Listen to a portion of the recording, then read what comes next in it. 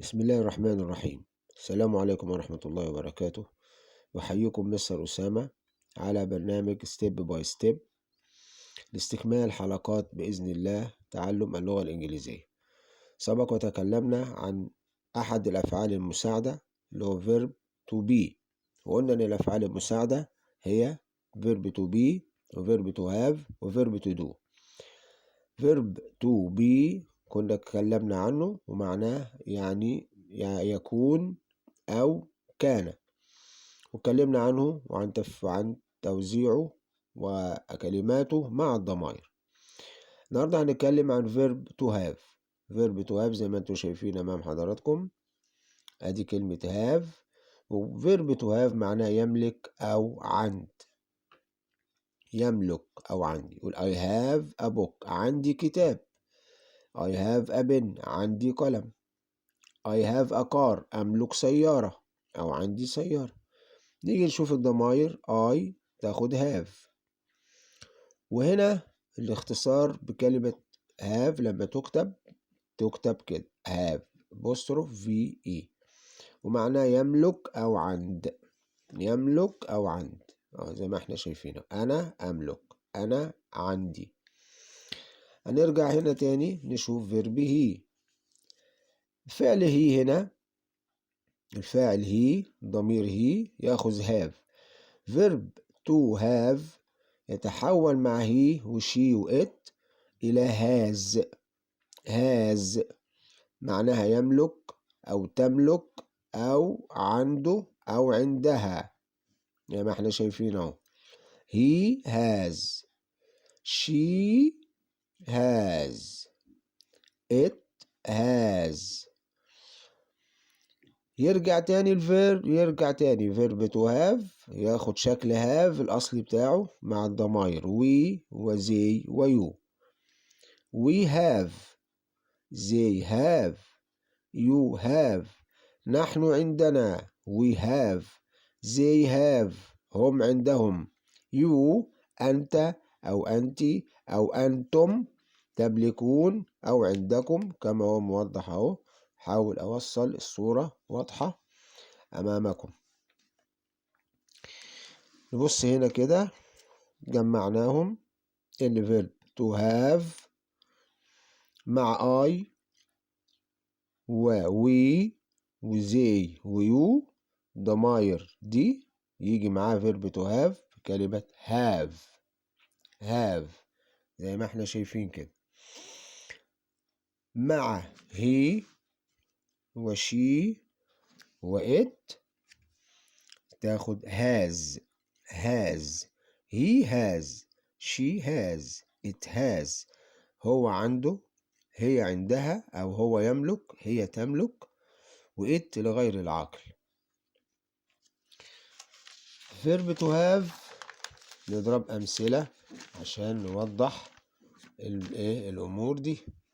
أعتذر إن أنا حرك شكل الوضع عشان تبقى الصورة واضحة أمام حضراتكم.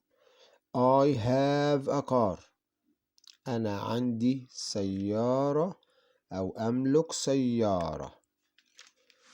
He has a big house، هو عنده أو يملك منزل كبير. وكتبت هنا have مختصرة، وهنا كتبتها مختصرة. دي اختصار لكلمة has، ودي اختصار لكلمة have. رجعت اكتب has تاني كاملة. She has green eyes، هي عندها أعين خضراء. We have a big family، نحن عندنا عائلة كبيرة. They have a new car، هم عندهم سيارة كبيرة.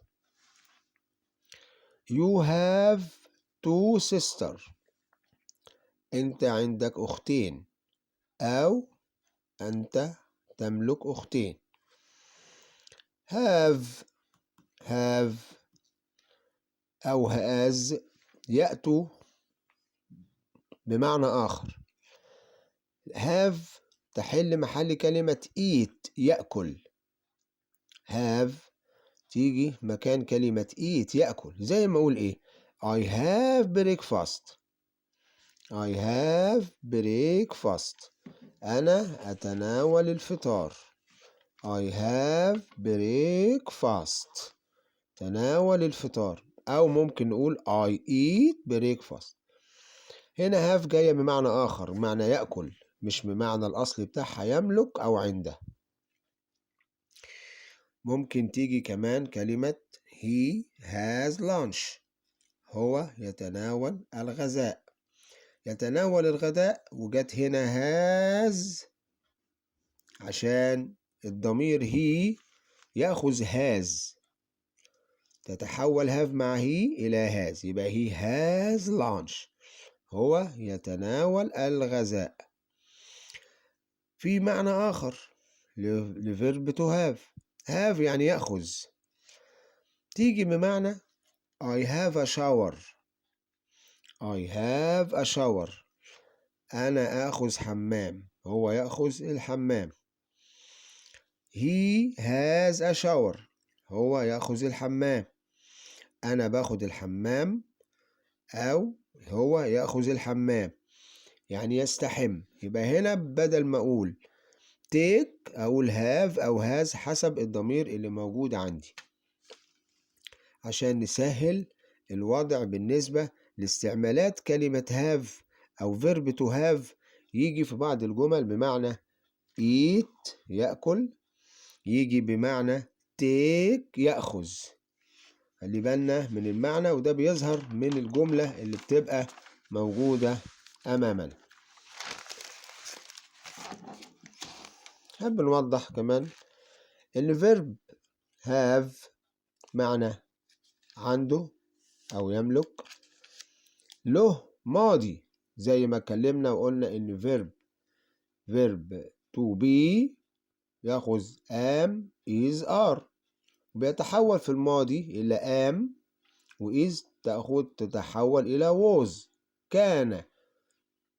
كان نفس، وآر تتحول إلى were. طب ما هو have هنا برضو له كلمة ماضي، إيه هي؟ had بمعنى كان عنده أو كان يملك. نضرب مثال بسيط. I had a car. أنا كان عندي سيارة. أو نقول he had a money. هو كان عنده مال. نقول we had a big house. كان عندنا منزل كبير.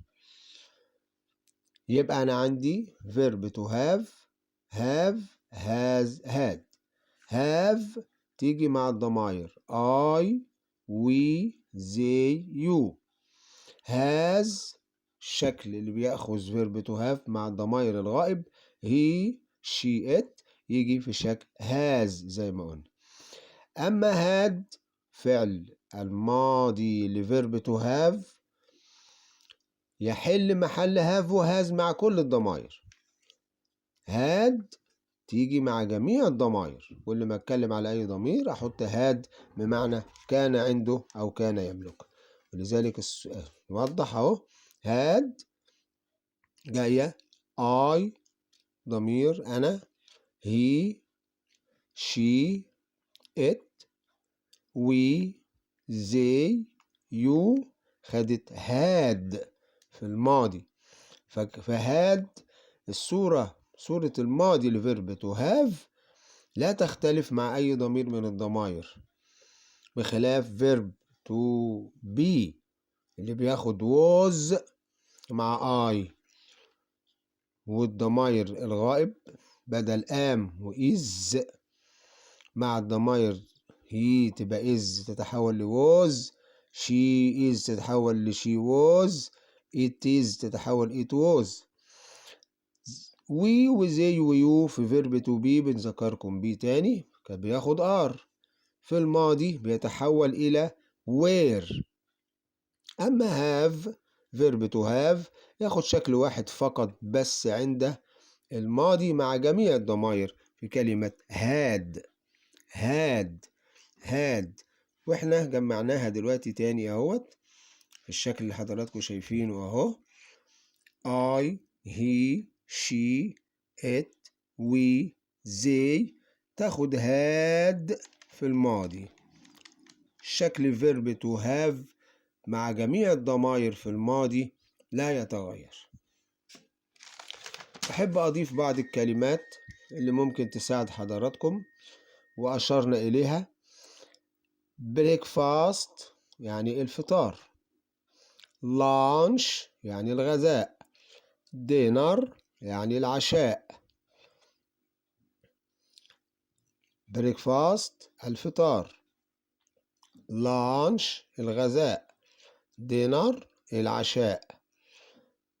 وشكرا لكم على حسن الاستماع، راجيا من الله الاستفادة من هذه الدروس البسيطة المختصرة اللي أنا بتعمد فيها أن أنا لا أسهب ولا أطيل حتى يكون الفهم يسير، ونحط رجلينا على أو قواعد اللغة الإنجليزية خطوة بخطوة.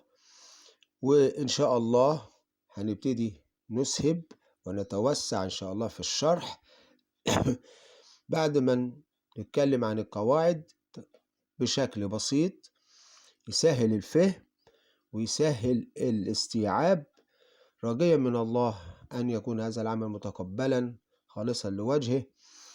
والسلام عليكم ورحمة الله وبركاته، إلى حلقات قادمة لاستكمال قواعد اللغة الإنجليزية. شاكرا لكم، راجيا منكم المشاهدة والمشاركة. السلام عليكم ورحمة الله وبركاته.